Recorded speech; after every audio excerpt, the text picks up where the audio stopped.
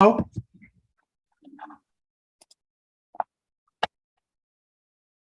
All right, I think we're live, everybody. Hey, can you hear me? I can hear you. Yes, we can hear you. Okay, hey everybody, Treasure Hunt Amusement Park, the great U.S. treasure hunt. One of the co-creators, David Steele, he's here. Guess what, everybody? They're giving away thousands of dollars. They may just be in a city near you, and the kicker, they're doing it absolutely for free. How you doing, Dave? It's insane. We're giving money away. It's crazy. It's Literally awesome. insane. Awesome idea. Yeah. And how are you, Christy? It's been a while since we've been live, huh? I know things have been crazy. I've had a crazy day, and I'm actually excited because I can break away from all the pressure and say, tell us about giving away money. We participated in one of them. It's You real. were so close. I know. And You we had a were whole so crew. close. For It the was second so time. fun just Yeah. because we had such a big crew of kids with us. So Yeah. they were so, and they couldn't believe it. They're like, it's not real. This guy's just making it up. I'm like, no, you'll meet this guy if we can make this happen. And one of the kids especially, he asked me all the time, like, so when's the next one in Vegas? So when's the next? He wanted to go to LA with me, and I didn't go because we had some stuff happen. But anyway, Maybe so third time will be the charm. I didn't walk by it though this time. I just Right. we were actually at the other bench checking, and the northernmost, I get it now. We were making our way from the other parking lot. So Gotcha. and we're going to Gotcha. talk about these guys because they're foot races. There's no question. It's who can get there first. So It's crazy. It is crazy, especially the Washington, D.C. finish where two guys from the same team taking off from different points using different methods of transportation got there exactly at the same time. We looked up and we saw two guys running across the street, and we said, okay, somebody's here. And one guy ran to one side of the house. It was the Joaquin Miller cabin in Rock Creek Park. One of the guys ran to one side of the house. One of the guys ran to the other side of the house. The one guy comes up and he's got the thing. He found the coin. And as it turns out, they were playing for the same team, but didn't realize that each other were competitors because they had not met. So as they were pulling up in two different cars, as it turns out, we didn't realize that because we were kind of, a few hundred feet away. But yeah, so we just saw the two guys running up, and as it turns out, they did not realize that they were on the same team until it took them a few seconds to talk to each other and realize that they're both on the phone to their team. But they were kind of both designated hitters or free agents in the area. And the solvers were on the phone, the Z team, the infamous Z team. And somebody on the Z team had solved it and then sent two guys not knowing which one would get there first. And as it turns out, Awad Bilal took off from K Street inside the Beltway in Washington, D.C., right in the heart of the city, and Ubered. And he Ubered there. And then Jeremy Colombo had We know Jeremy. Yep. You know Jeremy? Okay. Mhm. He had his car, and his wife, I think his wife was driving, or he was driving. He jumped out and did a fire drill thing. I'm not sure what the story there was, but when they both sprinted out, we thought they had come in the same vehicle. Turns out Awad had taken an Uber, Jeremy had taken his car, and they got there at exactly the same time. Well, I get a message that said, have you guys discussed this? Have you heard what happened? And I said, oh God, I thought it was on this other bigger hunt that has gone long ago, but I was like, what are you talking about? And we've actually partnered with Jeremy in the past. And so I heard his name in it. And so I kind of asked around. And so it did cause some kerfuffle. And you've actually made some rules going forward. So basically, exactly what you said. So this is for those that are in the chat room and thinking about partnering, because these are issues with not only this hunt, really all hunts. Do you partner with somebody? So you have a team that they had to be aware. They were sending two people, but those people were not aware of each other. Okay. Yeah. So to eliminate that possibility in the future, we've made the rule that we couldn't have foreseen is that if you are a team sending someone, that is a free agent. It's someone who says, I'm in Asheville. I live here in Asheville and I'll play for anyone. So let's say Joe Finder is in Asheville and he's found a Facebook group or Discord or whatever he's found. And he says, I'm available to hunt here in Asheville. And you've got 5 teams that contact Joe, and Joe says, yeah, whoever sends me first. And that's going to be the rule.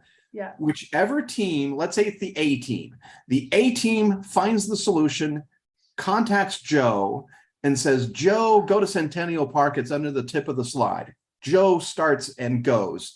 A team sends us the email. Here's the solution. It was using puzzle number 2. Here's the exact solution. And we're sending Joe Finder. So Joe Finder's on his way. 5 minutes later, B team decides, oh, we've solved it also. And they call Joe Finder. Now, at this point, Joe Finder is no longer a free agent because A team has already sent the information in to say, we've got Joe Finder, he's going, blah, blah, blah. So B team can't then call Joe Finder and say, hey, instead of 500, we'll give you 600. Or instead of 600, we'll give you change 700. the deal. Yeah, change the deal. And then that way, Joe Finder can't get to the location and tell us, oh, I'm here with B team. Because later, now we're not going to, at the location, we're not going to be looking through emails to see where Joe Finder is. But later, if shenanigans are called and A team says, hold on a second, Joe Finder identified himself with B team, but you can see that we sent him at 10:37. Yeah. What time did B team send him? Oh, B team didn't say until 10:52. You know what? You're right, A team. Joe Finder is a little bit guilty. I don't think there are people out there that want to do that. So, and I don't think that's something Jeremy did. I think Jeremy threw himself out there as a free agent and said, hey, I'll play for anyone. And the first person that said, go to this place was the Z team. And so he took off.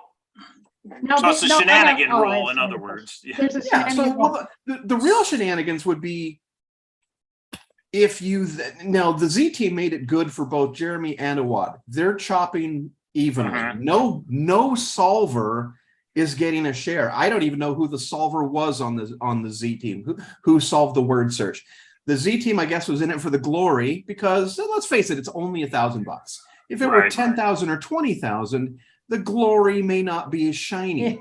But in this case, the smaller hunt, they've said, okay, 500 for Jeremy, 500 for Awad, because I don't mean they were there within 30 seconds of each other. I mean, they were running across the street together as if they had come out of the same vehicle. That's how close they were. Well, so here's the question I have. Is this so they chopped the money. They're both getting 500, which I'm happy with. But in the future, one team should only, like if you have a free agent, then you only send one free agent. You don't say, I'm sending this guy, this guy, this guy. So you're doing this to facilitate people being able to solve it and play out of state. Is that correct? Yeah, absolutely. Because you're not going to go to Asheville. You got to find someone in Asheville. Right. Is this rule going to apply? Because you're trying to set up some big hunts like you've done in the past. Is this rule going to apply for future big hunts? If we did this on television, which is what we're aiming to do, whether it's ABC, CBS, NBC, they're going to have 1 million lawyers, and 1 million lawyers were going to figure that out. Something that we didn't conceive of. Hey, what if one team sends 2 people? Well, we didn't even conceive of it. That's what lawyers do. They think of all the possible ways to cheat, and then they write rules again. Not that that's cheating, but they think of all possible things. And so scenarios, all the possible scenarios. And so the lawyers are going to have, where we have this many rules, there's going to be 7 pages of rules and you have to check and sign off. And so if we get to that next step, which is 50 states, 50 coins, 50 clues, $1 million, and it's a $20,000 prize, you can be sure that the lawyers will have been involved and all of those things will be taken care of. And there will be a lot more solid infrastructure for vetting teams and vetting players and things like do you that. think I don't want this to say vetting though, because vetting almost is like casting, and I never want to be part of a treasure hunt show where casting is involved. Oh, come on down to LA and we'll follow you around with some cameras and then you can go find a treasure. I'm not interested in that. I'm interested in a show that is anyone in the country, no matter where they live, can participate in the hunt. Well, and did you do this because, okay, so we know on the forest vent hunt, somebody said, I have the real solve, and the guy that actually found it, she sued, and then Forrest got brought in as a witness, and then the emails were and the names and all that. Yeah. Is that why? Because many would say, and I've heard others say, why is David even getting involved in this? Like, if you want shenanigans or deals or like, why wouldn't you, like, you have two decisions to make some rules and you're gonna jump in the middle of some shenanigans maybe, or why wouldn't you just say, if teams want to do whatever with teams, I'm going to give it to the person that shows up with that coin. Finds the coin. Yeah. Right. So they've all come to a peaceful agreement. The more money that gets involved, the less peaceful the agreements become. So that's why if this were a $10 or $20,000 prize, like I said, there would have to be networks involved and lawyers involved and stuff like that. And even then, it's not. I mean, if the prize is only $20,000, probably no lawyer is going to say, "Oh, I'll take that case," because they're not going to. By the time you win your $20,000 I found a coin and he didn't find a coin thing, it's going to be more than $20,000 in legal fees. When you hide a $10 million chest out in the woods, then that becomes a lot more problematic. You've now blown past the ability of lawyers to stay out of it. Now lawyers salivate. Oh, millions of dollars are involved. Right. So when tens of thousands of dollars are involved, hopefully people will still be playing fair. There will be some people who won't. But here's another thing. There are going to be so many players playing that the case that we're having now, where one team has won twice, simply is never going to happen. And because we've got 4,800 players, 4,700 players that have registered. Some of those registered and then dropped out. So I'm sure some of those registered, looked at the clues. They've never hunted before and they don't know what's involved. And so they took a look at it and said, "Oh, this is too hard."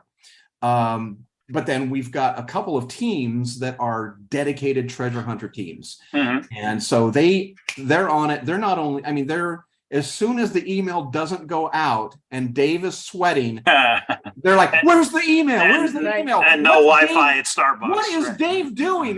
Dave is throwing up because the email didn't go out. That's what Dave is doing.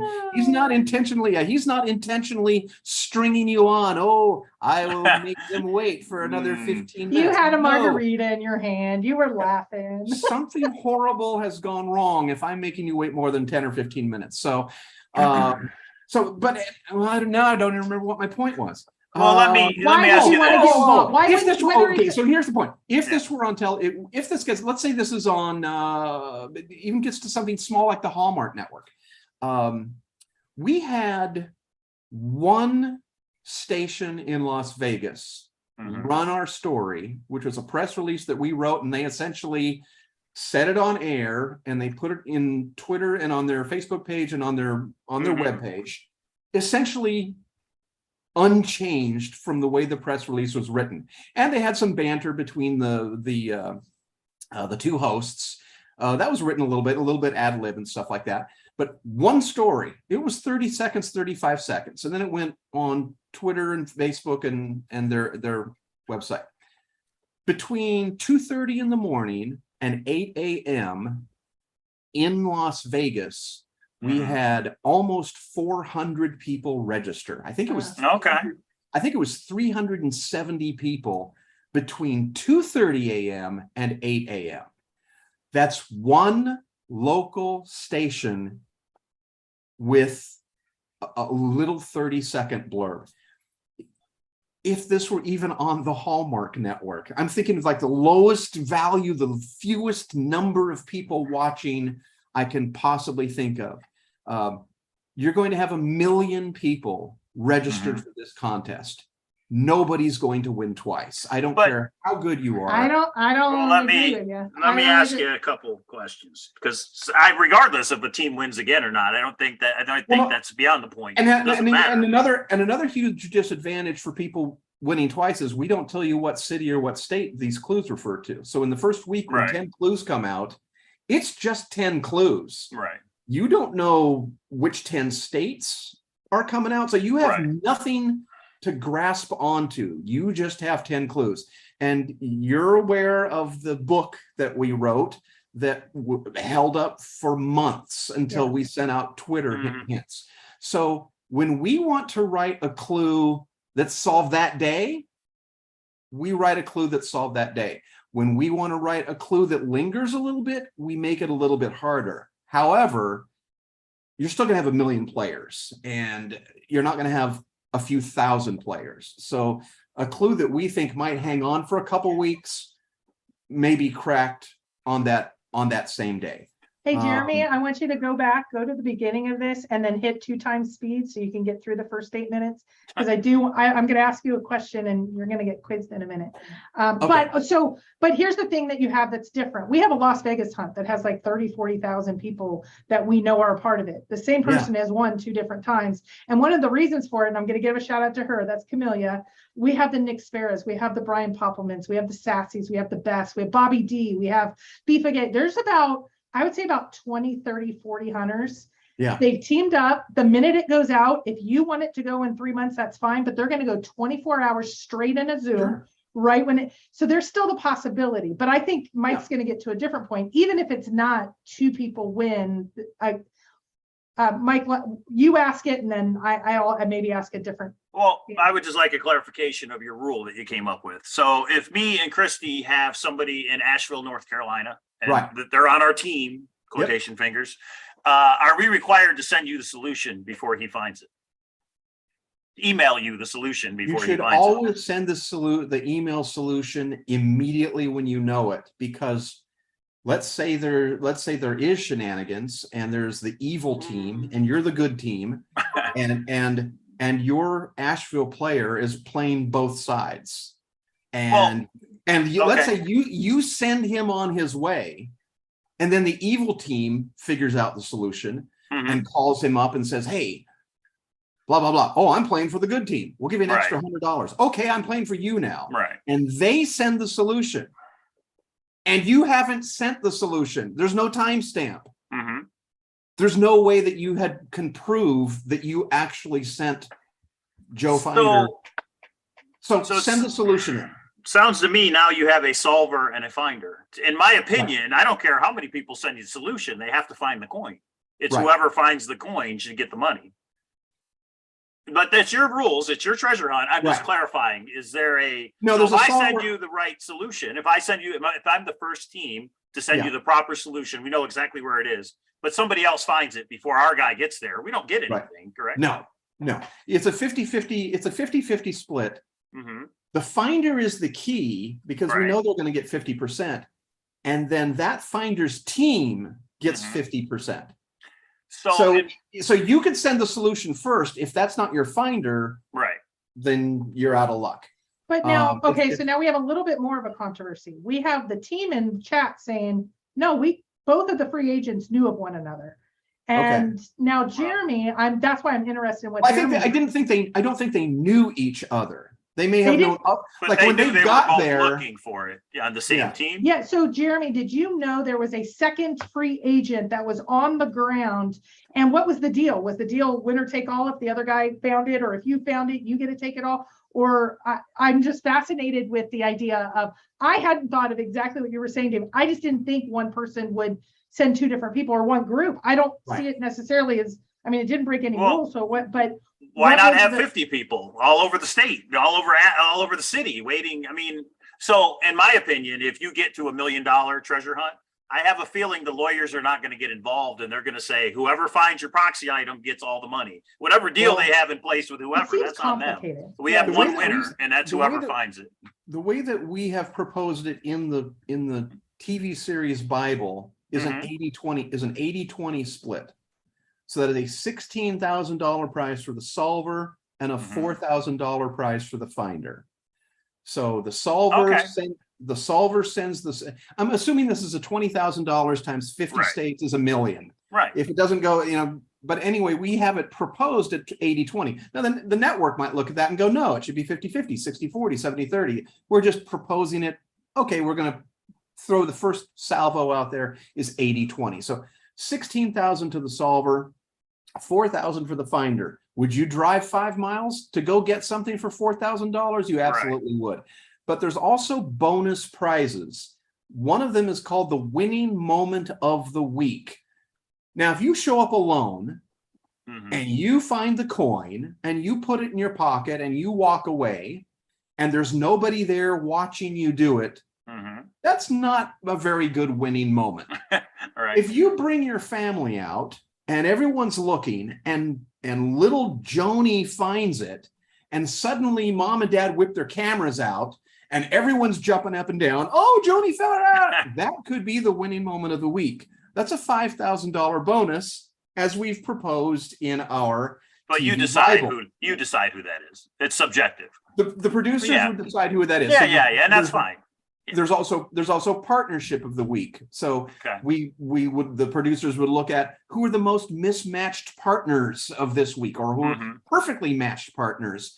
There's Johnny on the spot. Johnny on the spot is someone we have at the location. Right. Once every week, there's one location where Johnny on the spot will be hiding, and Johnny will swoop out and catch you in the moment, and that is a bonus that goes to the finder. So Okay, that's well, a five. let me throw out. So let there's me throw potential out something. bonuses all over the place, That's all awesome. sponsored That's by our fine sponsors. But think about this. So Mike and I are not in DC. We know Jeremy and we know Awad. Now everybody has said Jeremy's like, oh, I didn't know the person's name was Awad. I knew there was a second person and it was winner take all. So let's play this scenario out because now it's going to be against the rules. Mike and I know Jeremy and Awad. They start them maybe 10 miles opposite each other and they meet in the middle. They get there. They know of each other. Jeremy says, if Awad gets it first, he wins. And Awad says, if Jeremy gets there first, he wins. We have them both on the ground, just like Team Z did. And one of them gets it. And you're saying that is now against the rules. A team cannot do that. What we're saying is that if someone is a free agent and isn't on a team, like Jeremy and Awad, and the Z team knows Jeremy and Awad, and everyone knows Jeremy and Awad can't be on everybody's team. They must be free agents. So you're preventing somebody from saying, call me and I'm going to go to whoever calls me. Once if Jeremy and Awad are in Washington, D.C., and they say, hey, we're free agents, call, when you find out, I'll work for whoever I'm going to work for. Right. You can't call them both. That's the whole point. But what if I get a call and they say it's in this park, and when I'm on the way there, somebody else calls me, goes, no, it's in this park, and I realize the second team is right. First team was wrong. They solved it incorrectly. They're sending me to the incorrect location. How would you know while you're driving? It's my decision. I look at how they solve the clues and I decide I want to go with the second team. Can I switch teams? Yeah. While you're driving? Can I switch teams? I'm going to play the opposite. Like Sean, we were on the Vegas one. We didn't care about the money either. Mike and I took Henderson, South Vegas. Sean was positioned up in North Vegas. What if it happened and we were on the same team and we were both boots on the ground and we had other people? We were the boots on the ground people though. Right. If it happened to be a park between us, we could have both raced for it. Sure. But that wouldn't be allowed anymore. But you were all on the same. See, you weren't free. You weren't a bunch of free agents. You were literally a team that put yourself into position. So if you've got 15 people on your team in the same city, then great. But in this case, it was just someone saying, hey, I know this people, I know these people, I know those people. So, and you throw yourself out there on Facebook, says, hey, I'll be in Asheville, whatever. Then you send the solution. Like I said, the A team says, hey, we're sending Jeremy, and Jeremy's our guy, and he's going to this place. Now, if Jeremy goes to that place and looks and it's not there, then he can say, hey, is he now a free agent again? You sent me to the wrong place. Right. And then B team says, hey, obviously there would be two different locations. So one team says to Jeremy, go here. Right. And one team says to Jeremy, go there. He could go to both places. this place could be closer on his route. He decides to stop there first, and that's where the thing was. Well, the other team wasn't going to win anyway. So, you know. So I think I Okay, so understand what you're trying to do. I'm just not, the devil's in the details though. Yeah. And Mary asked, is this on the website? I just registered. So is there somewhere that can go over what is a free agent? What are you not allowed to do? What as a free, like, I think some people genuinely don't want to break the rules, but many people are like, I'm more confused than ever. So- and some are saying, like the team that won, it's impossible to enforce this. I don't. Yeah. I don't So know. yeah, Beth says, so you can put an entire team of boots on the ground to cover a city. That's okay Sure. because they're all in the same team. Yeah, absolutely. So all you're trying to prevent is double cross. To put Right. it in very simple terms, you're just trying to Right. prevent somebody from double crossing somebody else. That's kind of Right. what you're saying, This right? this isn't a case No. where this is a What do you case mean, where no? well, No, because okay, Jeremy then would be the double crosser, and he's not a double crosser. He told Right. two different teams. So right. The first person to give me the right answer, I'm your guy, but I'm a free agent until that moment. Yeah. If the one team messaged him, the other team messaged him and he said, don't even tell me this. I already know it's solved. I'm no longer a free agent. Right. He's a team member at that point then, or is he still a free agent? No, well, he's still working for that team. But the thing that I said earlier was like, Mhm. if he gets two different messages from two different teams to two Right. different locations, he Right. could go to both locations. But if he gets the same message from the same, that it's the same location, then it's the team that messaged him first, assuming that they've also sent us the email. yes, Well, so but let's send take us the the- I think I scenario. got it. Yeah, Yeah. if you But don't let's send take us the- the email and say Jeremy's on his way, and the other team says Jeremy's on his way, then what can But we let's do? take the scenario of Vegas. Okay. I was at the pipe that was 2 down. What Mhm. if not the Z team that won, what if the second team said, what the hell are you doing? Go to the northernmost one. And then Okay. I run to the northernmost one. Well, team Z gave me the pipe in the park. I just went to the wrong pipe in the park. And now the second team, A team, gave me the other one. Ooh, I think you should just say no to all of it. Like you guys work It it out. seems like there should be one winner, one prize, and whatever that person decides to share it with. But I understand what you're trying to It's your accomplish. hunt. You get a right, but I think Yeah. you're No, I- there has to be a solver and a finder, because once this gets to television, Right. You want the other people odds to of be able you to play. solving a puzzle Mhm. anywhere near where you are Mhm. is going to be ridiculous. You're going to solve Iowa, you're going to solve Washington, you're going to solve Mhm. Maine or Florida or Virginia, and you're in Las Vegas. We don't want you to get on a plane, Right. fly to the plane. It's 3 days later, and somebody's already found the thing. This is exactly why there are partnerships. But the solver does the lion's share. I mean, the solver is doing the Right. tough work. The solver is doing the brain work. So And the finder- solver should Go get the ahead. lion's share. In our hunt, it's not 80-20, it's 50-50. But once it Right. gets to the TV situation, then it's going to be, as far as I'm concerned, it should be a larger split to the solver, not to the finder. well, and Well, you're it's- doing these as kind of the practice to be able to figure out all these scenarios. So when it's Right. $100,000 hunt, it isn't a mad craziness of not amicably. I know everybody figured it out amicably, but it's an interesting, that's why we wanted to discuss it. Yeah, it's 'cause an not interesting. Yeah. It's the amusement park. How do we deal with this in treasure hunts as general? Because there's been people that go on teams and then they break off and go to another team, either just because of what interest, time, etc. The whole Mhm. team hunt thing has been an evolution. Yeah. So yeah, it's interesting the way you bring it up. You almost want people to register as a team. I know you're not doing that. You don't have to go to the website and register, but Well, not you really. I mean, Right. we really would rather people register as individuals, because we're going to pay Right. them as individuals. So but again, like you said, we are kind of working through it. But Yeah, now when yeah. we're making presentations to production companies or to Right. networks, You we gotta can say, think well, that this is through. how it worked when we already did this. yeah. We've already done this 2 different ways. We did it with a book, and we've done it with now a YouTube thing where we're going week after week after week, every single Saturday, one Sunday. We're Mhm. doing a hunt, and we know we can reliably do this, and it's not an open-ended deal. I would rather that a team doesn't win, because what's going to happen is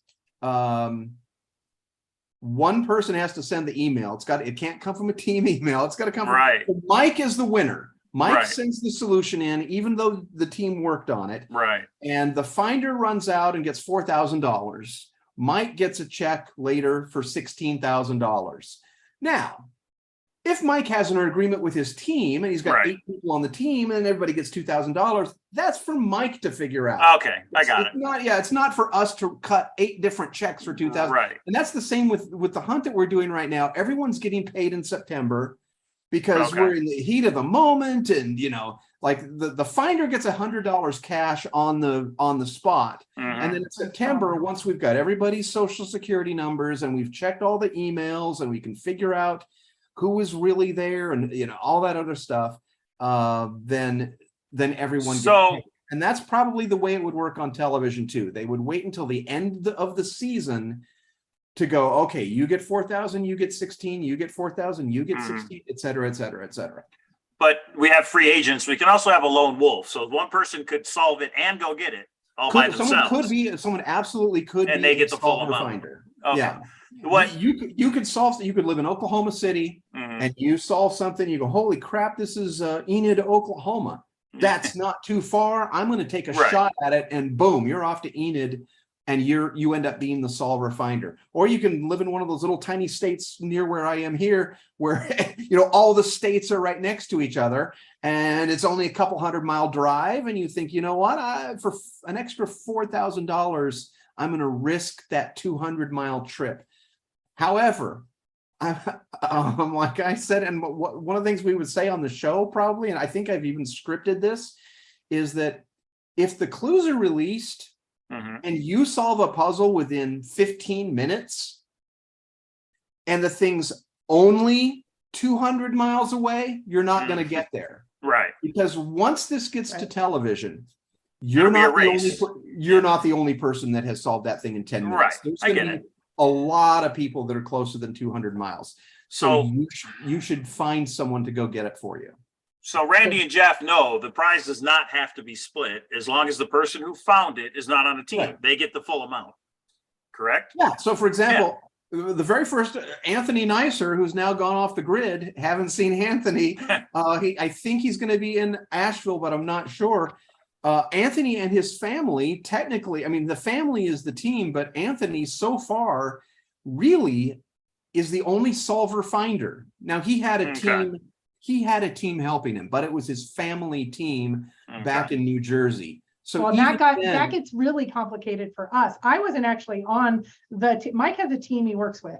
I just like to go boots on the ground. So I was boots on the ground just because Mike couldn't get the kids' shoes on in time and I was not patient. So I grabbed but do I get part of that? I didn't care about it. So it does. But when it gets in, you're right. When it gets to 10,000, 100,000, it's interesting. And I think the hard part about this particular set of hunts is you're in cities like Washington, D.C. and L.A. and Vegas, where literally we all know it was solved. Like Sean had the solve just like we have the solve within 10 minutes, but he literally could not drive there. It happened to be, and guys, this was a coincidence. It happened to be less than 5 miles from our home, just like it was less than 5 miles in the North Vegas one, but he just couldn't get there in time. And I think the Washington, D.C. one, if you put somebody, because it's a 50-mile radius, if you put somebody 20 miles away from each other, that's an hour or two sometimes in Vegas. Washington, LA. I think we narrowed it back down to 20. We're also at 20 in Asheville, but we are at 50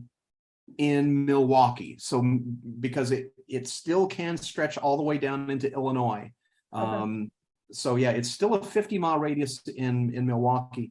But the thing is, the way that we're pitching for the television show, it's an unlimited radius. There's going to be one in literally every single state. So it's all of California, all of Nevada. I'm guessing that Las Vegas is going to be favored for the location. Don't tell anyone. There's like 2 cities. Other than that, there's like little tiny towns. Exactly. It's Reno or Vegas. I mean, what else is there? Exactly. So Vegas definitely has the inside track. There's just a soft spot in our hearts for Las Vegas. We'll have to wait for season 2 to get up near the Reno area. I'm pretty sure but the thing is, I can say that, and you still won't know which clue refers to Las Vegas because the clue's it's not going to say something stupid like casino in the clue. it's going And to if be. it does, that's going to be like Kansas or Could something. say the It says Meadows. it's- You never know. It- So they're That- trying. oh, okay, now here's the thing. That was, I've burned 3 clues that we were going to use in the TV show. And Okay. that was the Las Vegas clue. The Right. Meadows is a place to watch our star go down is the clue that would have been on the show if it had made it to network show. Now, anyone who lives in Las Vegas is going to have an automatic advantage because they're going to know, oh crap, the Meadows, that's Las Yeah. Vegas. The rest of the country doesn't really know that the Meadows is Las Vegas. Right. They think it means lost wages or the Vegas. Right. Hey, there's a clue. Lost wages. So that was definitely a clue which was tailored to a local solve. And so that one clue, the Meadows is a place to watch our star go down, heavily favored for Las Vegas. And that also would have been our Johnny on the spot moment, because we know that would have been solved nationwide. There would have been someone in. So we've burned that clue. The Miles Square Park in Los Angeles was also, that was a bonus location. It wasn't our main location for California, but California was going to have a main location and a bonus. We've burned our bonus location, Miles Square Park. And the clue was the number that when you square it, it's a mile squared with a 0.36, and the clue is called underwater. But that would have been the only clue. You would have just seen a whole 10 clues get released or 5 clues released. And one of the clues would have been called underwater, 27,850,460.36. And that's the entire clue. That's not an easy clue to come up with Miles Square Park. You'd have to figure out that it's a mile squared. And if you live in Wisconsin, you may not know. And you just start Googling is there a Miles Square Park anywhere? Oh, crap. But you've Right. already shown, you have a proven model of hunts that are not, we call it the Copper Dan hunt, solved within an hour.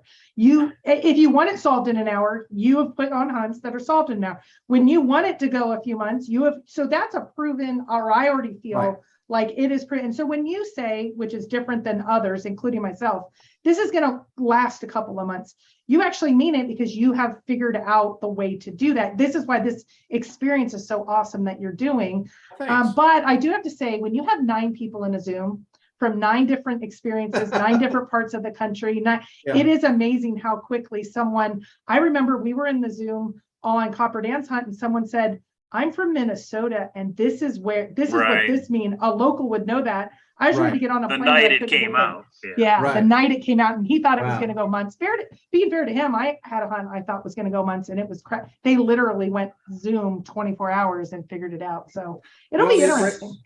I don't know if I've told you this before, but you want me to break your heart? Uh-oh. No, but okay. I was in on the loop for a long time of those Zoom meetings Oh, yeah. you would send out for the Great U.S. Treasure Hunt. So I would go in and I would lurk. And I want to say it was the 3rd night I saw someone's list of one-hit wonders. Mm-hmm. And they had only written down the title and the name of the band. Someone had written that list down and they color-coded it. Right. And I texted Kessler. That's it. Yeah. Immediately. It was like day 3. And I texted Kessler. I said, I'm lurking in the Zoom. Someone's going to solve this within hours. I've seen the list. Right. Yeah. I could see the list and I could pick out the number, the North Vegas. I could see it on the screen. Right. And then for 4 more weeks, it didn't. Nobody got it. Yeah. Nobody got it. And I was like, it was unbelievable. We did a small hunt and I was lurking in the Zoom. And I remember the one person said, this is related to poker. It's a casino today. And someone who thought they knew me well, she was like, no, that's not it because I know Christy so well. And they moved on to something else. And I went, thank God. So it did go a while exactly for that. They were on it, but they got somebody that thought she knew everything in that Zoom, and they diverted the right answer away. And they got it a week or 2 later. But I thought you really do tap into something with this wide variety of people. And I said that to Kessler also, because I did watch for a little while. And when you have someone that's forceful and wrong, the whole team is wrong. The Yeah. whole team goes wrong. Yeah. And I think that's probably what happened, was that someone said it can't be that easy or something like that.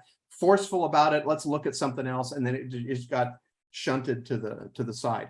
Okay. So anyway, the Mile Square Park thing, that was a bonus location that was burned. Now, the reason that's much, much harder than it was in the one that we had, which was a 1 hour solution, is that you wouldn't have the word search that said big public park with the street borders on it. The word search literally had Brookhurst, Warner, Euclid, and I think Magnolia. You wouldn't have had that part of the clue. You wouldn't have had the Jack Nicholson northeast corner part of the clue. Even if you had solved it, you would have been searching in an area of a mile square trying to find underwater and the number 6, even if you got to Mile Square Park. So that would have been a much, much, much more difficult thing. So what did we do in Austin? In Austin we did Stonehill Park. We didn't burn anything. That was one created specifically for this hunt.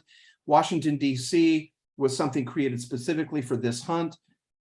Asheville, we're burning one of our TV ones. This is going to be a clue that is, it's in the book. And when I say the book, we've got a book of 60 locations and 60 clues. And now we've burned, this one will be And where burnt. is this book? I've not heard of this book. Yeah. This Oh, book- it's a book. Yeah. It's if a network or a production company comes to us and says, how soon can we get this on the air? We You're go to ready. the book Yeah. You go to and we the book. say, here's all 50 locations, Right. plus 10 to 12 bonus locations. Here's all 50 clues, plus 10 to 12 bonus clues. Everything's already You're written. ready. You're piped up. So- You're piped. So when Now, they say, you "Let's did put this on something the that air," pardon? So when you get to that network piece, there's Yes. this term that you have been using, this technique, and I'm so against it. It makes me say bad things in my mind about you, and I just want to make sure it's not going to happen when the TV thing happens. It's this term called the red herring. I Yeah, I spent time on the ones that were wrong Yeah. on the Vegas ones. Are you going to put in red herring? I mean, I'm kidding a No, little, but because it's one clue per location. Right. You have to do that. You kind of have to do that in this hunt because there's only Yes. 5. There's only 5. right. Right. And it's pretty obvious from this. Once you solve something, you're like, okay, this was nothing. This is not Um, it. That was this, and I was like, It's pretty "Oh." clear. Yeah, it's pretty clear. This is not it. But yeah, and you have to do that because otherwise you only have one puzzle, and then Right. It's you know, easier that's not to, fun. yeah. But, So we got, but for the television one, there are no red herrings. If Okay, 10 clues come good. out in the first week, all 10 of those clues, we're not going to tell you where they are, but it could be Washington, Florida, Iowa, West Virginia, Hawaii, Texas, Maine, Wisconsin, North Dakota, and Mississippi. Those are the 10. But we don't tell you those are the 10. But one clue, one solution, one location, no red herrings. Now, if you solve the clue incorrectly, you may end up going the wrong place. But no, none of our clues are designed to send you in the wrong Yeah. direction or to Oh, get you we've to gotten the into wrong place. debates on our hunt when something anagrammed 2 different ways, or I don't know, something, they're like, that was a red herring. I'm like, I didn't even know right. that was there. So People when- create their own red herrings. intentional create their versus own not red herrings. intentional is, yeah, exactly. So My people God. are wondering about Asheville. So Asheville, North Carolina is this Saturday? It is this Saturday unless there's some horrible glitch. And What- I want to apologize because we've said that we're going to be doing these TV shows with interviews and stuff like that of the winners, Mhm. and the interviews are in the can. My computer has so much drone footage and interview footage and all of this stuff that I'm barely able to make the 2-minute, and I just put 3 2-minute explanations for Austin, Los Angeles, and the Washington, D.C. puzzle explanations. I'm barely able to get those 2-minute explanations uploaded to YouTube. There's so much junk on my computer now that I can't edit a 25-minute interview down to an 8-minute interview or an 8-minute segment. I may not be able to have the actual episodes finished until I get back home. Right. I'm going to need an off storage, which I don't have. I'm going to need, 1, 2, 10 terabyte, something or other that I can store everything off and not have it on the computer, because I'm constantly getting messages from my computer saying, hey, I can't handle this, dude. You gotta take something off because there's too much stuff on me.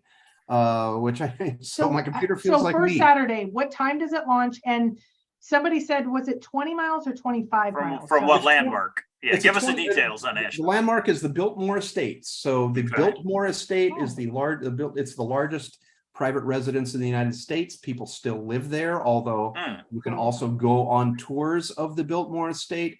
Fantastic building. I've been there once or twice. So it's within a 20-mile radius of the Biltmore Estate. 20 miles. Okay. In the Asheville area, let's say. And what time does it launch? I think it will be noon local time. I'm always, I'll tweet about it. I'll put it on it. Also, if we get local coverage, I'll give everyone a heads up right now. If we get local coverage in Asheville, we'll be over our 5,000 free email limit. And we'll have to start paying to send emails. Now, we're already paying to give money away. We're not wanting to pay for emails either. So it's possible that instead of sending out emails, we just put it all on the website at a certain time and just say, here we go. Now, if that happens, we will have notices on Facebook, on Twitter, on our website, on YouTube. I'll put a 30-second blurb on YouTube. I will make it as many different elements, as many different places as we can. So follow us on Twitter, follow us on Facebook, follow us on YouTube, and we'll, someone sent an email saying, oh, I didn't know about whatever. Well, obviously you didn't see the notice on YouTube, you didn't see the notice on Facebook, you didn't see the notice on Twitter, and you also weren't looking at our website. I can't call you. I don't have your number. Hey, you can't call each and every person. I can only reach out a certain number of ways. And well, so when we got delayed in Vegas, everybody was wanting to know why. Like, did the proxy item disappear?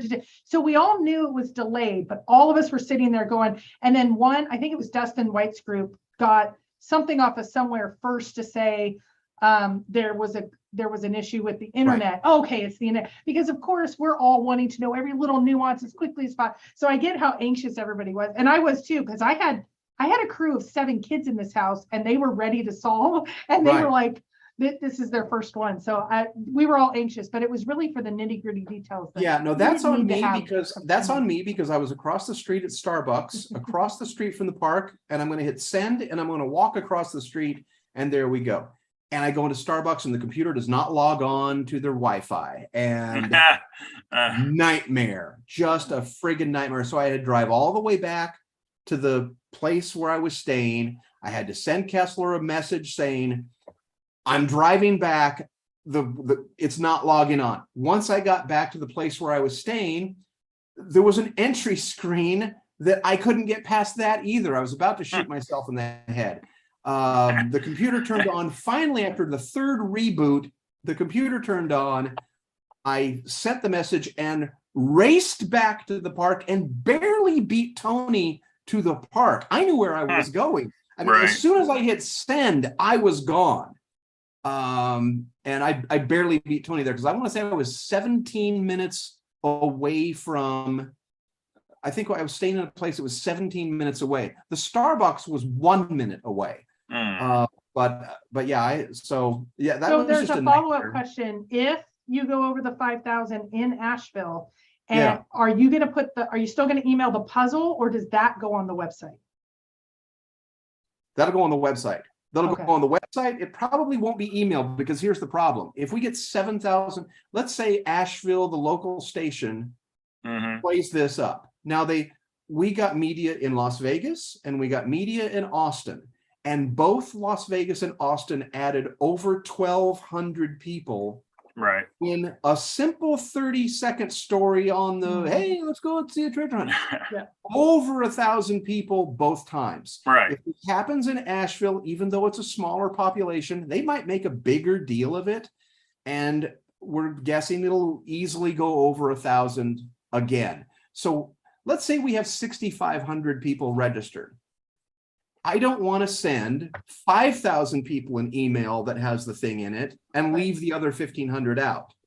I want to make sure that everyone sees it exactly at the same time. Well, and that's why minutes matter on these hunts. So just Exactly. clarifying that means the puzzle will be on the website, guys, and then you'll see it in all the social media ever. So get on the website and then just keep clicking. refresh. And then that'll crash his website. And yes, no, I'm kidding. Don't say that. The place where the blog is, where it says news, that's where we would put it. Okay. So it would be there. We would tweet it. We wouldn't tweet the clues, but we would say, go to the website now. Okay. And we would Twitter and Facebook. Twitter and Facebook. And that would be that. That'll be important. So the great UStreasurehunt.com, go register, because when you guys do get picked up by a network, you're going to email everybody and let us know the details when you're at the right time.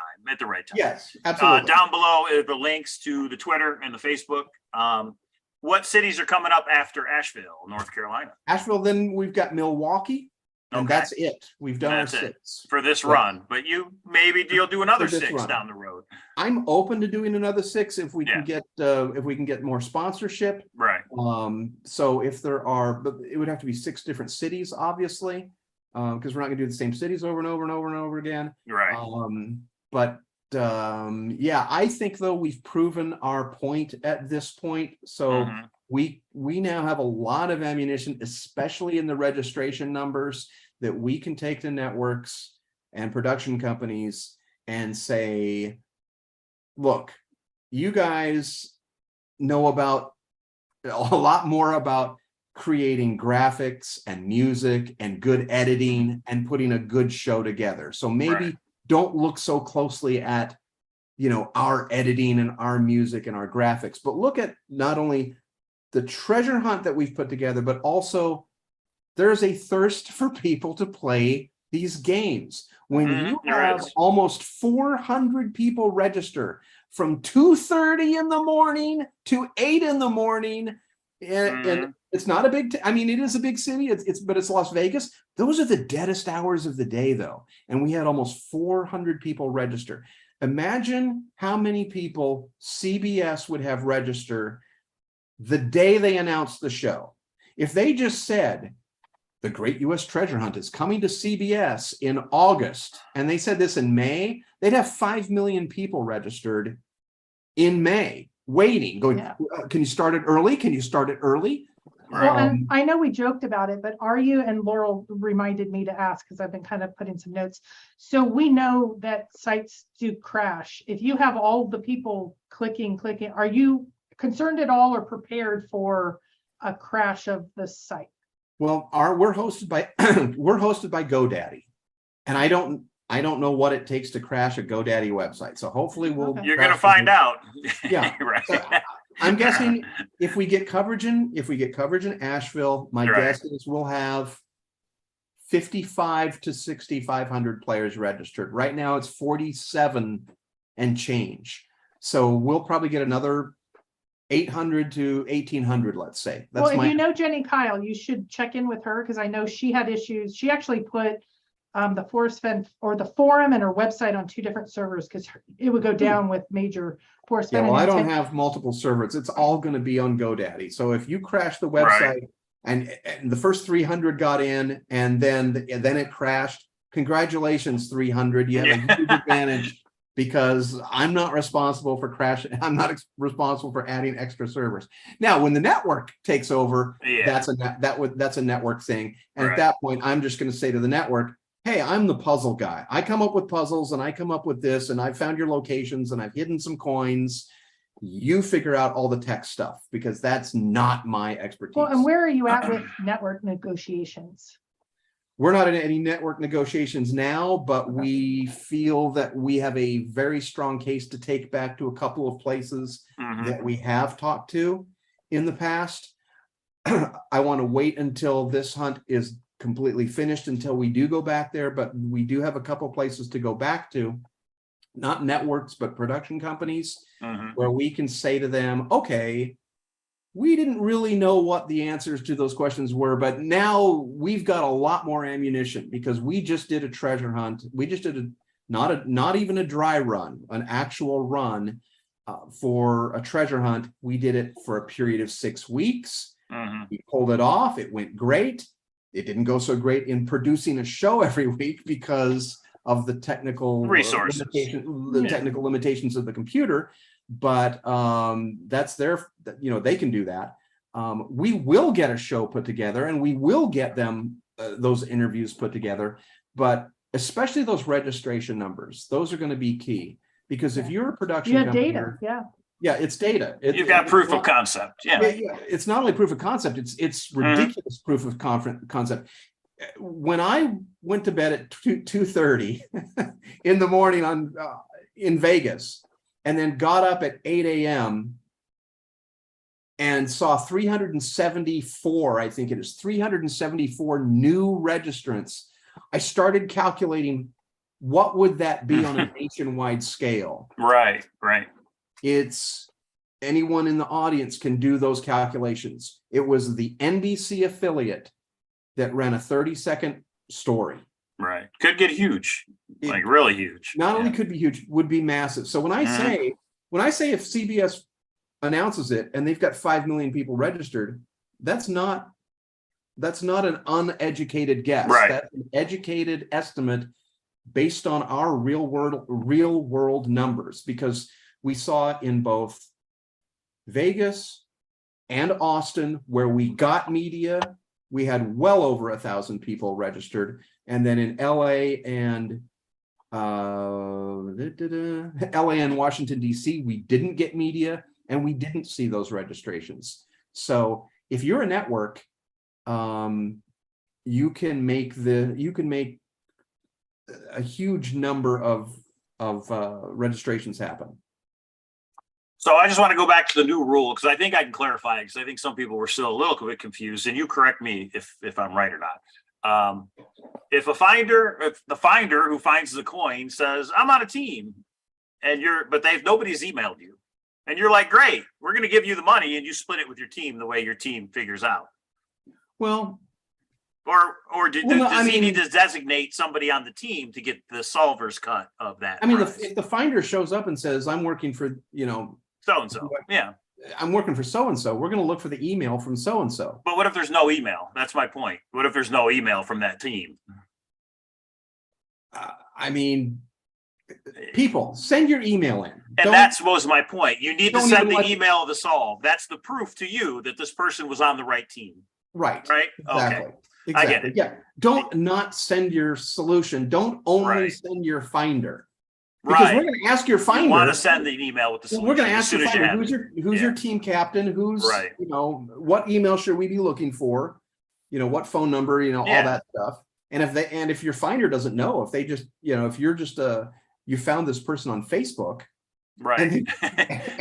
And then the finder doesn't know who called them, or well, I don't know, it's some anonymous guy on Facebook. Yeah, send us the solution. Then it's the honor system. You can only give the money to the guy who found it, right. And they need to split it. Yeah, right. I see. And like I said, because of taxes being involved, this is a contest. We've got to get your social security number and all of your, all that stuff to issue forms, because the IRS has hired 87,000 new agents, and I don't want to get shot by any of them. So we're going to go ahead and collect all the forms that we need to collect, and then we're going to send a check, one to a solver, one to a finder. Now the solver, if they're part of a massive team, the solver is going to have to divvy up all the money. We're not going to do it. Okay. Yeah, we won't send 17 checks because, we got 17 people on our team. Good for you. You're getting one check. Right. So, and the finder's getting a check, and the finder gets $100 at the site. So the finder gets an extra 400, and then the solver gets 500. And if the solver is part of a team, they can divvy it up however they want. And if you are a solver and a finder because you came up with a thing and you found it, then you get the full $1,000. Okay, I think that's clear. The email's the key. Whoever solves it, whatever person or team, you need to send that solution in so that you can be registered as the solver. And now your finder has to go get it, whether it's somebody on your team or somebody you contacted in the city. It's kind of a two-step process, I guess you could say. Yeah. And Okay. we've got the scenario, the very unlikely but possible scenario that a free agent, let's say I'm the free agent, gets two messages from two different teams to Right. go to two different places. And I go to the first place and I find the coin. And the second place, I don't find the coin. Well, guess what? The team that I found the coin for is the winning team. Was I playing for two different teams? I technically was, but I was going to two different places. Now, if two teams send you the same location, it's the first team that sends you. You can't. The solution, the emails you. The first team that emails you.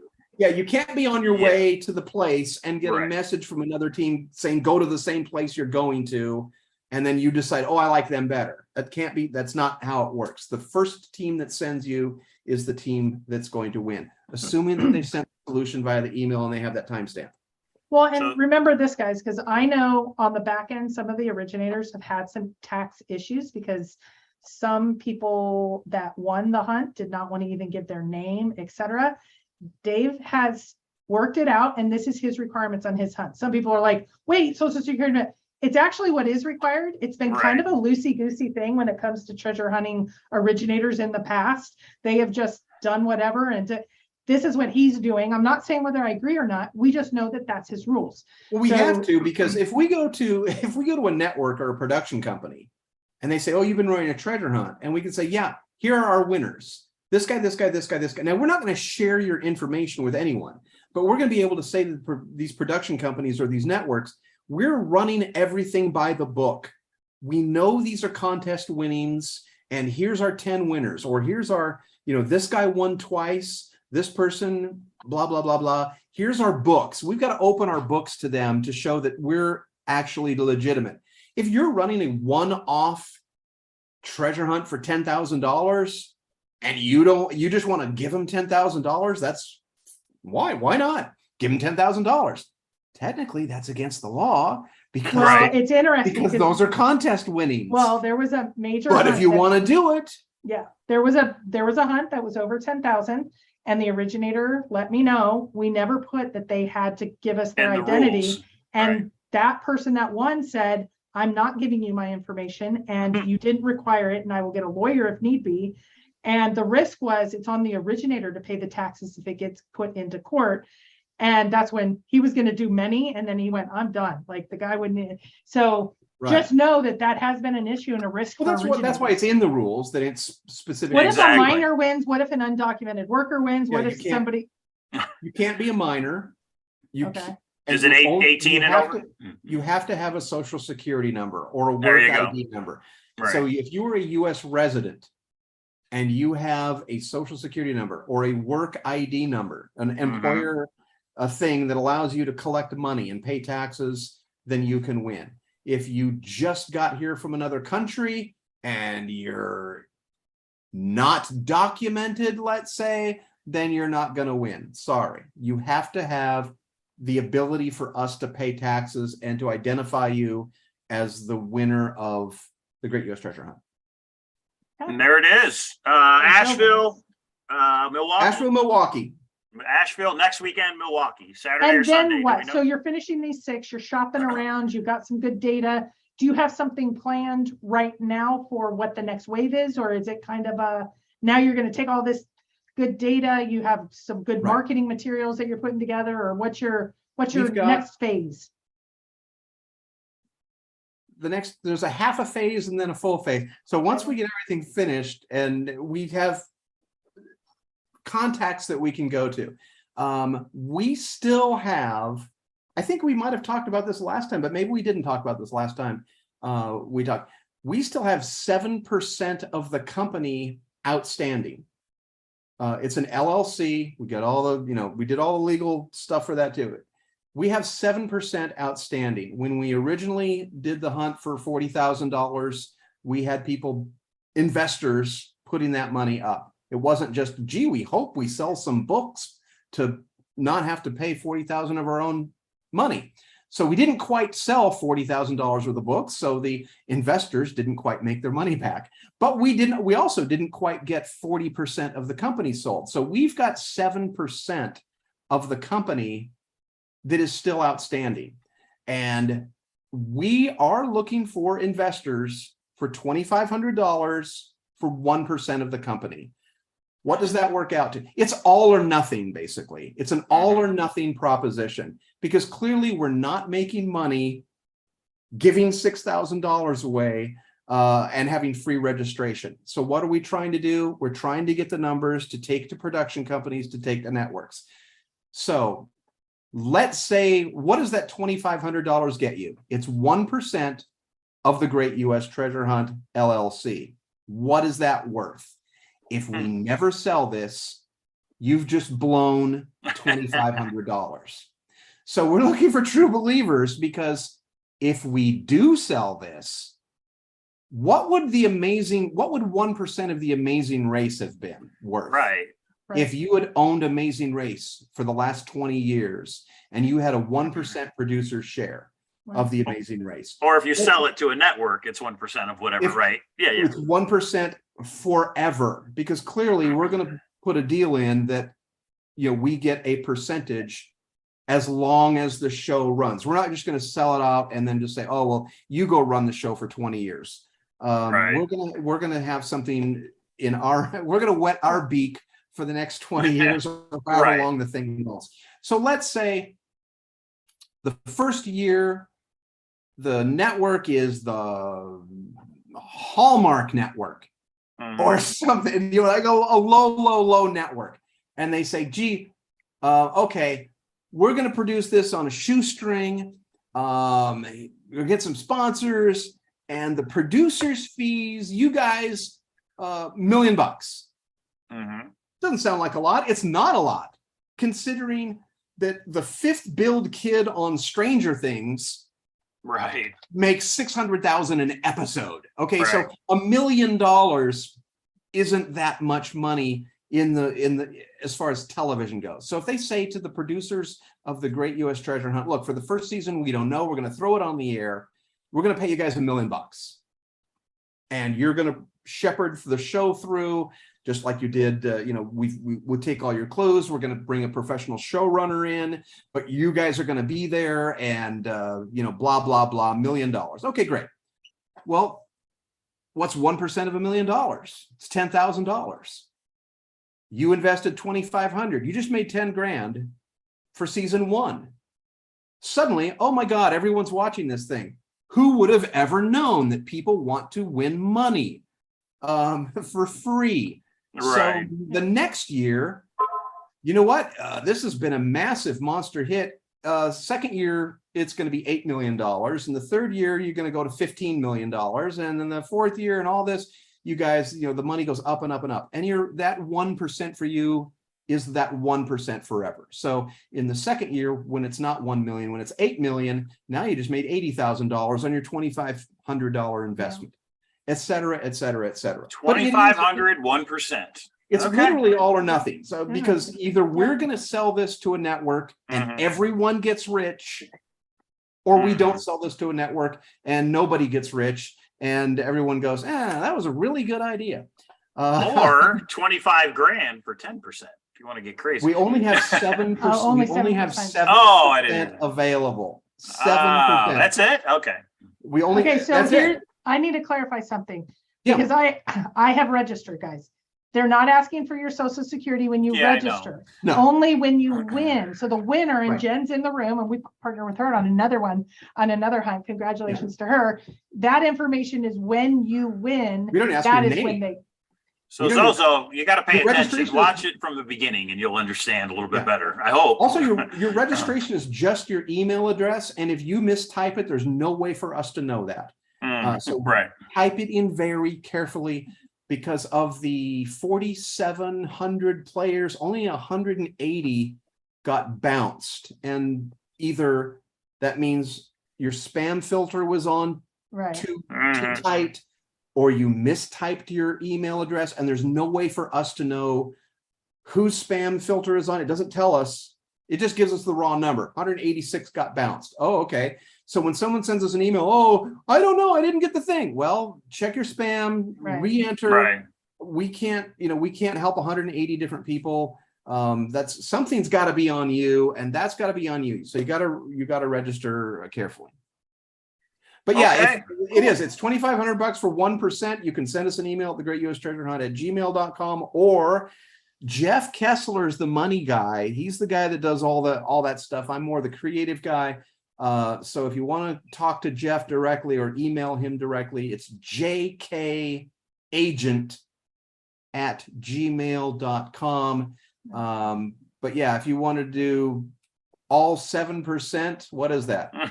$17,500. So if you have $17,500, folks, that's 1/10 of a Bitcoin. If you have just 1/10 of a Bitcoin, you can own 7% of the. No, it's probably a little more than 1/10 of a Bitcoin, but we don't take Bitcoin. But yeah, and I think this is interesting because I think the whole notion of treasure hunting as a business model, getting into the media, we're still in the infancy phase. I think absolutely. we're getting away from, Susie Brown wants to do one and doesn't set up any business, just kind of does it. Oh, send it to my PayPal. I'm going to kind of do it off the cuff. No, we have Johnny, we have you, we have some of these hunts that are really kind of taking off, and it's going to be kind of more commonplace because I agree with you. I think there's a market for watching. Now, here's another thing. If you want to do your own treasure hunt, let's say you say, oh, I love the Great U.S. Treasure Hunt, but I want to do it. And I want to do my own hunt someday. That's fine. Create the puzzles. Yeah. That's fine because you don't work for the Great U.S. Treasure Hunt. If you're a Great U.S. Treasure Hunt investor, you can still go. It's like if you can buy both Coke and you can invest in Coke and Pepsi and drink Dr. Pepper. You don't have to drink Coke or drink Diet Coke or drink Pepsi just because you're an investor. Right. So if you're an investor of the Great U.S. Treasure Hunt, we don't tell you the clues. Can people still play? Can they still play? You can still play. Okay. We're not asking you for help. If you invest in Ford, you're open. You can buy a Ford and you can be eligible for all that stuff. So yeah, if you're an investor in the Great U.S. Treasure Hunt, we're not asking for your help on clues. We don't need you to do anything. You can still run your own hunt. There's no non-compete clause. Interesting. Okay. So if you want to run a $10,000 treasure hunt, you can run a $10,000 treasure hunt. If the network comes to us and says, hey, full disclosure, who are your investors? We'll tell them who the investors are, but they're still eligible to play, even though there are investors, just like you're eligible to, like I said, if you went in and bought Amazon as a stock, you're still eligible for Amazon discounts. I mean, you're not excluded from special things that Amazon would give you just because you're also an investor. Now, there are some very clever people that are in the treasure hunting community that we may want to bring into the show. If we get to the level that we've got a show, we've got a book that has 50 locations and 60 things. Now, for the second year, we're already looking forward to second season. First season, we've got that in our pocket. It's not that easy to come up with 60 different types of clues, because I can tell you one thing. Yeah. These aren't 60 word searches. These aren't 60 anagrams. There's 60 of the 60 puzzles. I want to say there are at least 40 different types of puzzles. It's not easy to come up with that many different types of puzzles. So we may be looking to bring someone on board as an employee, as the clue crew or something like that. If we did that, we would be paying you handsomely, and then you would not be able to compete. You would not be able to have your own treasure hunt, et cetera, et cetera. But if you were just an investor, you can absolutely play. You can go out and do your own treasure hunts. Because like K-Pro said, the more the merrier. People love puzzles. People love solving things. They love challenges. And some people just like watching it. I used to watch. What was the one that I loved watching Survivor? Just working out puzzles, all that. The one that you jumped on a plane. The Amazing Race. The Amazing Race. I loved watching that, and I don't watch much TV, but I was into that because it was people you wanted to root for. Was it this? Was it that? And so I think it'd be really interesting to watch a treasure hunting I mean, we kind of already have it with some of the Amazing Race stuff, but it's kind of different. So Yeah, because they're all cast, they're all, Mhm. Yeah. they Right. all have to check a certain box. You've got 11 teams, the mother and the son and the father and the daughter, yeah, and the gay couple and the black couple and the black guy and the white girl and the Mhm. deaf person, there's some handicap, and then the Instagram influencers and the two ex-sports guys. yeah. And now I've hit all, and that's all the teams. And that's literally every season. It's that group of people. The shy person is never on the show. It's A true. lot of people who solve puzzles all day or love challenges and like figuring out anagrams, they're very quiet. They're very shy. They're reticent. They don't want their name to be known. They don't want to be on television. The Great U.S. Treasure Hunt is the hunt for them because they don't have to be on television. There's a solver and a finder. And usually the finder is the person Right. going out into the world. I'm finding something. So we're going to want to interview both of them. But if the solver is super shy and can't talk and is Right. like, hesitant, the finder probably is the person that gets the interview time. And we just put a picture of the solver on it. The person that solved this, blah, blah, blah. But we talked to the finder because the solver is super shy. So this is going to be a show that doesn't have casting, that anyone in the country can still win on any episode. So if you join mid-season, you can't win in you can't win the Amazing Race by starting mid-season because you're not on the show. You didn't go down and try out. Right. There's no chance you're going to win the Amazing Race. There's no chance you're going to win Survivor. You can win on the Great U.S. Treasure Hunt, even if you started halfway through the season, because there's clues every single week. So let me ask you a question, because I'm thinking of your rules. And we had this happen in our Vegas hunt that's $10,000. One of the rules is you have to be a resident of Clark County, kind of like you're saying you have to have a social security or whatever that looks like. Right. What if, and so last year, somebody, it seemed, got it that wasn't, and they didn't. A resident of Clark County. It wasn't a resident. And so then they kind of proxied it over to somebody that wasn't. It was a big kerfuffle in that hunt. Right. What if someone does find that proxy coin and they are not somebody that is eligible? So can they hand it to someone else? So the way that we've written the rules, and I'm sure the lawyers would expand it, the way that we've written it is U.S. resident. Okay. U.S. resident. Canada can't solve it. Mexico can't solve it. U.S. resident. Okay. And again, the lawyers.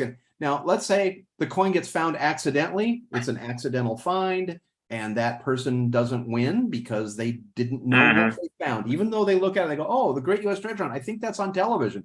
I found it." No, you didn't. In that case, they didn't solve it. You didn't solve it. The coin goes missing, and the solver gets everything because you were an accidental finder. The odds of that happening aren't very good because we're really good at hiding coins in places where people don't look at them until people walk right by them.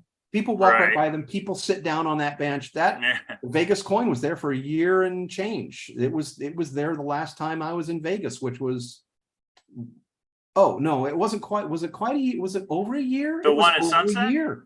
Yeah, it was 20, it was in 2020 because when I met Beth, I said, let's go to another place. So I went to Sunset in December of 2020. So that was a year and it was in that under that bench for a year and a half. Now these other locations that we've done have not been there that long. The Vegas location is the only one, but these are all locations that it's very unlikely that somebody accidentally finds something. And if they do, they don't get any money. Yeah, you've already put the precaution in place or the situation in place. Right. That's again what I like about these, because like in this situation that just happened in DC, it's low enough stakes. Everybody, it righted, but it gave you the now forward knowledge of being able to go, oh, this scenario. And it sounds like you've put a lot of those in place. I think you're putting a lot of work on yourself of looking at the emails and all that. But if you're okay with that, it wouldn't be something I would do. I'd say, guys, work it. The person with the coin is the one I'm giving all the money to, and you guys work it out. But it's nice that you're putting in the time to do that. So trying. We're trying. I like it. You guys have done a good job. I think you've thought it through. I understand a little bit better the solver and the finder now. I understand. It helps teams that are not in the state send somebody. You know, they get part of the money as part of the rules, not just I got to work out a deal with this guy. You've already got it in the rules how it's going to work, what that person's going to get and what the team is going to get. So I like it. Yeah.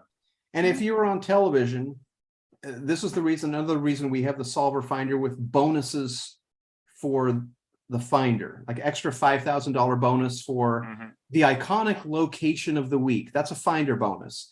The winning moment of the week, where they've taken selfies or they've taken the video of themselves, that's a finder bonus.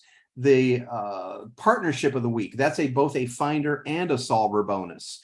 And that's to ensure that the finder gets there and then does record themselves doing something. That way we have content from the location, because we're not going to send cameras around to 50 different locations. We're not going to have people waiting in these locations for what could be weeks, because on some of these puzzles they're much harder. We're not going to send a camera crew down to some park and have a guy with a camera sitting there, and then someone walks by and goes, why do you think that guy has a broadcast quality camera and he looks like there's a producer sitting next to him with a clipboard? He's got an A's hat on. What's going on? So those bonuses are to encourage people filming themselves.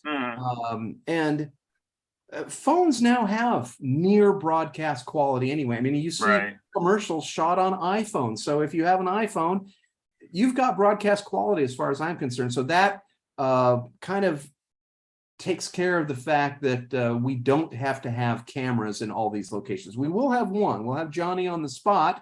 That's another finder bonus. And solution of the week is a solver bonus.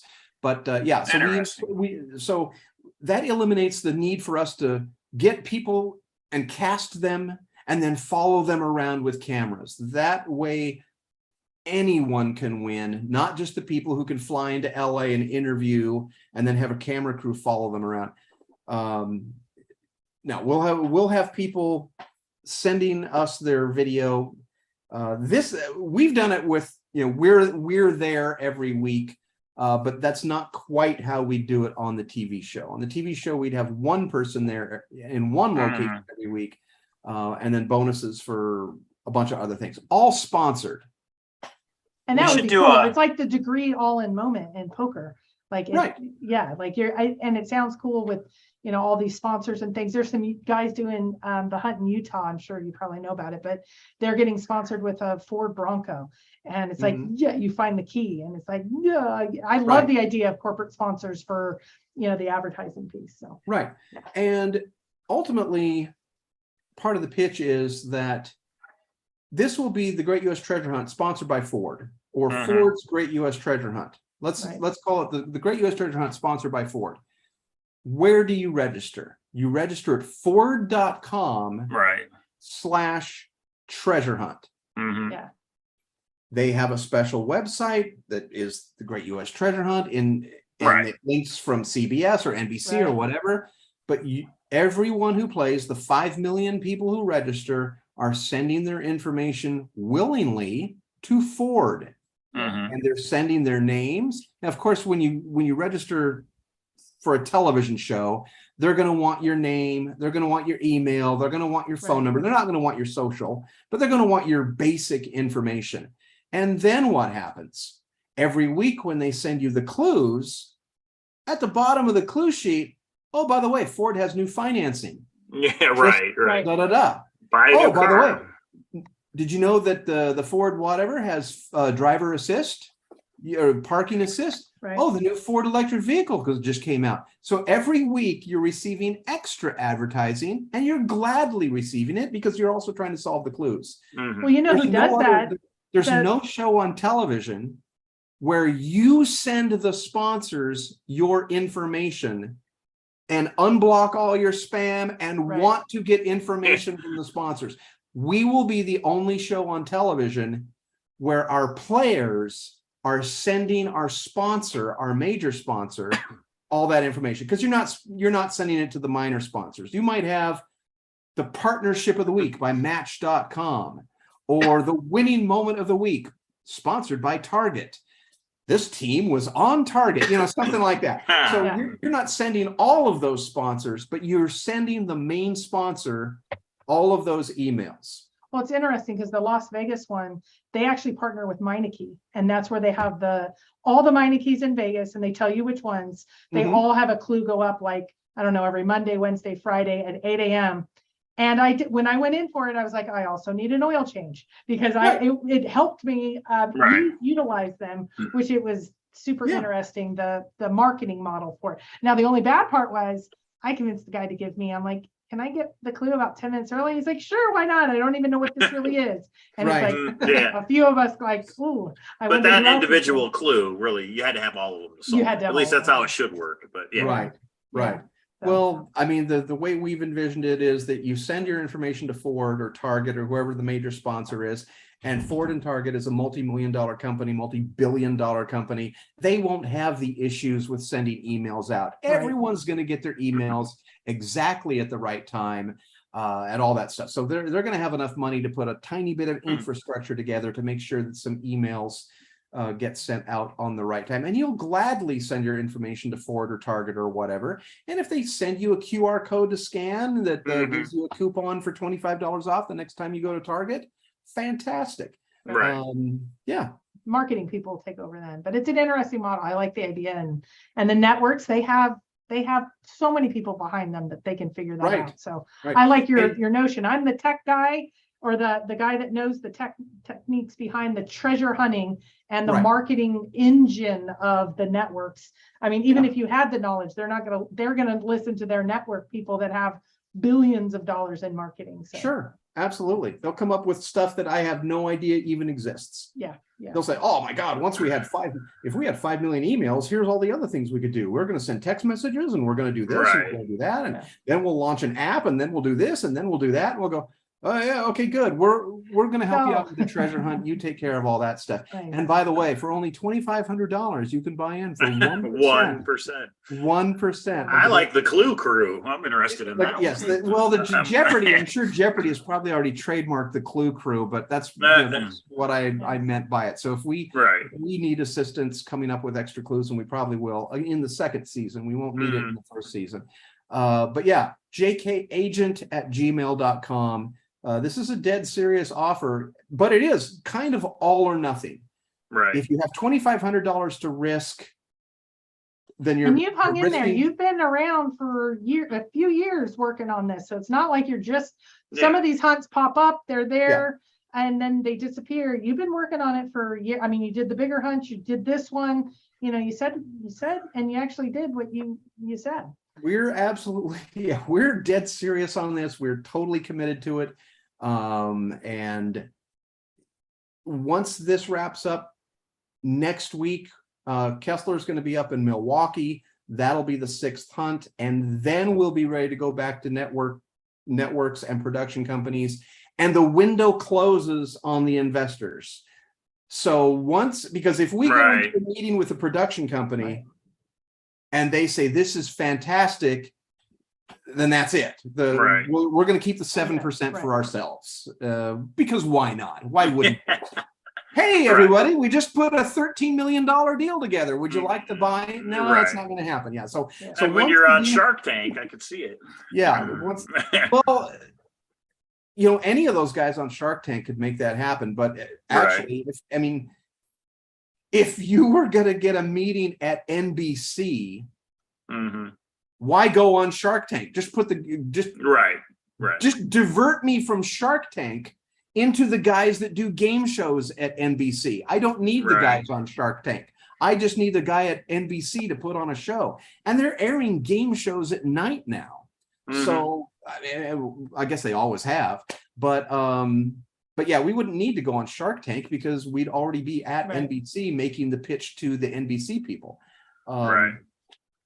We've had some good pitches, but they're going to be so much stronger now that we have these numbers to show them with how many thousands of people, or it translates into, it really does. It translates into millions of people registering.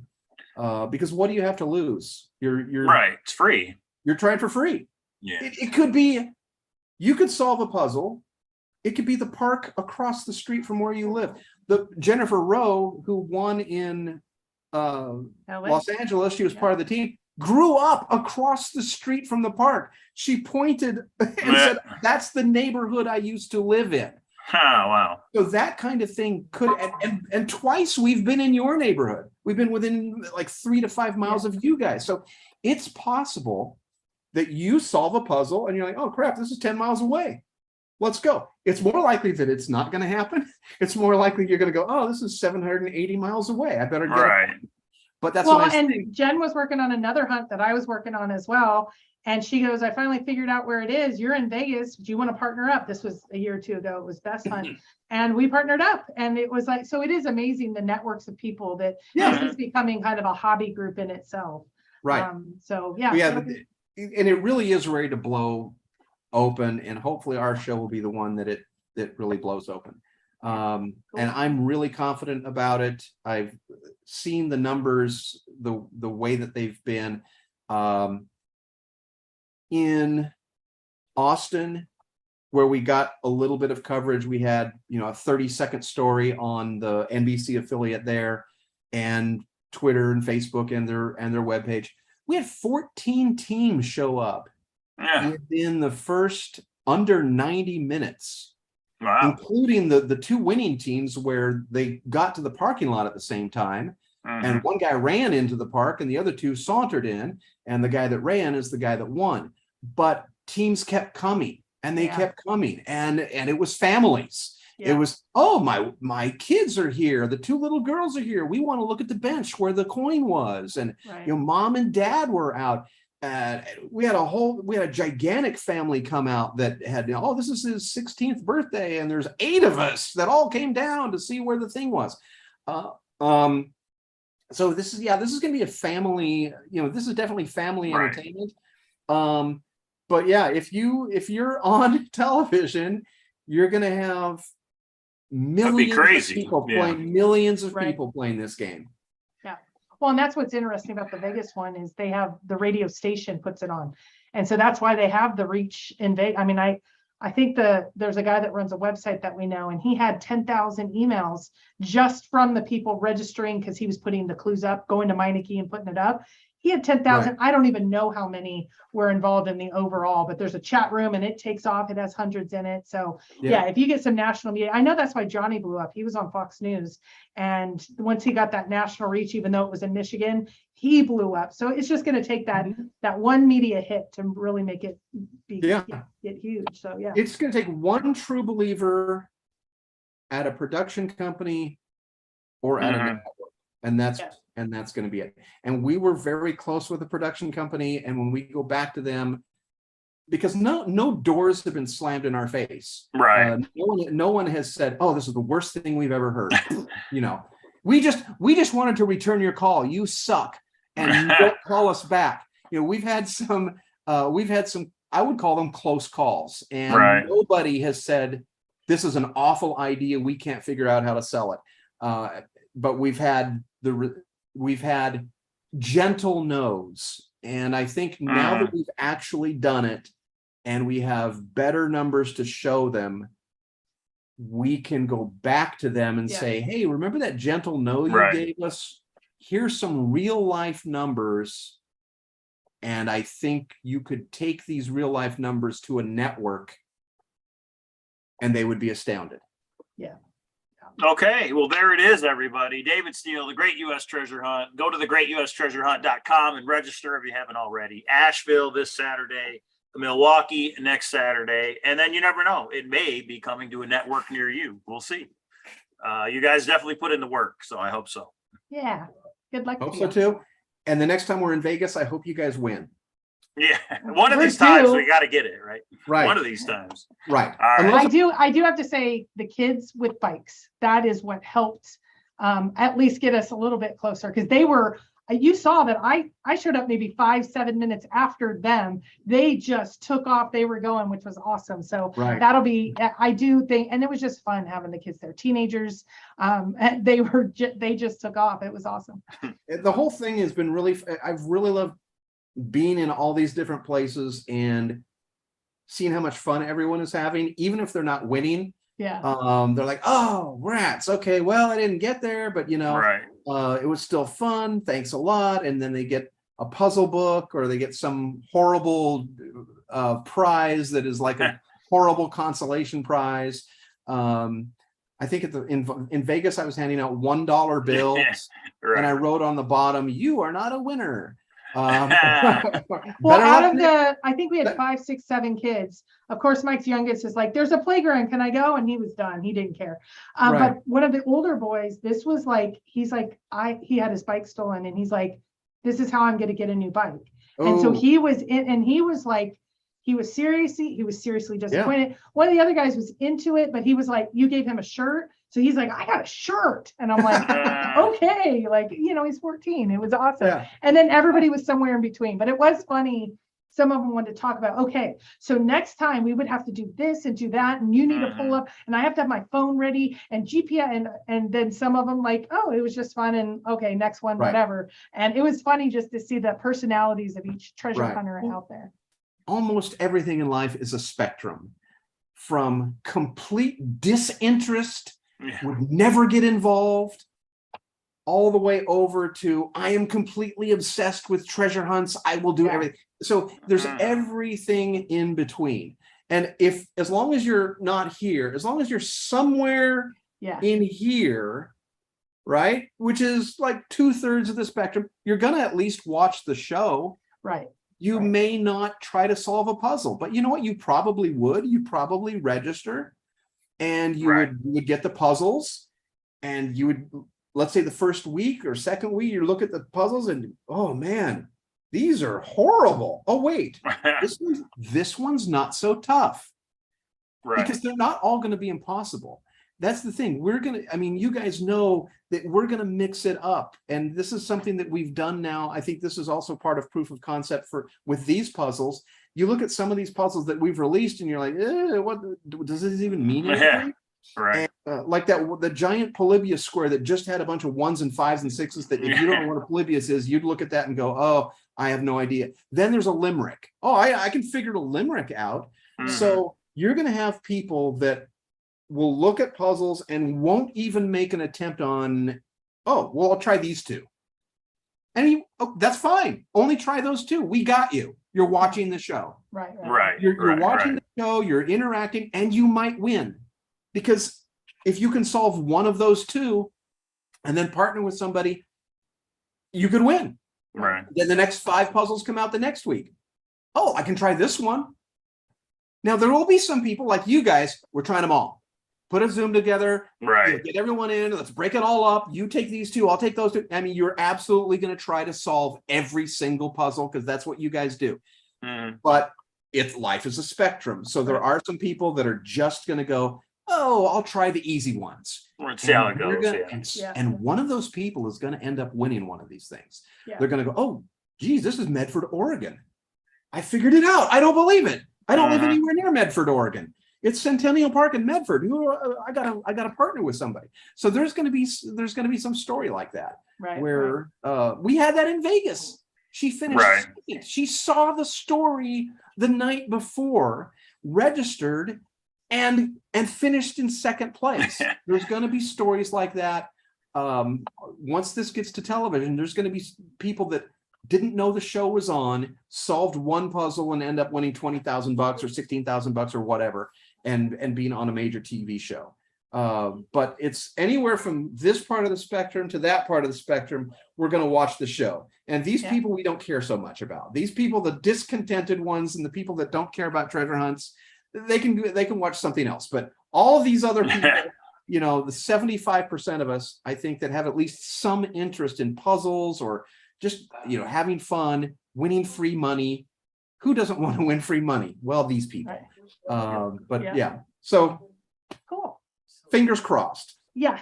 Well, thank you. I know we've gone way over, guys. Thank you for all being here. You had lots of questions. You did great. And I think you have a crew definitely into it. I think you're onto something. So awesome. We'll continue to follow you and social media about you and all that good stuff. So thank you for being here. Thanks, guys. Yeah. All right, everybody. We'll see you next time. Bye. Okay, I got to go deal with the kid thing.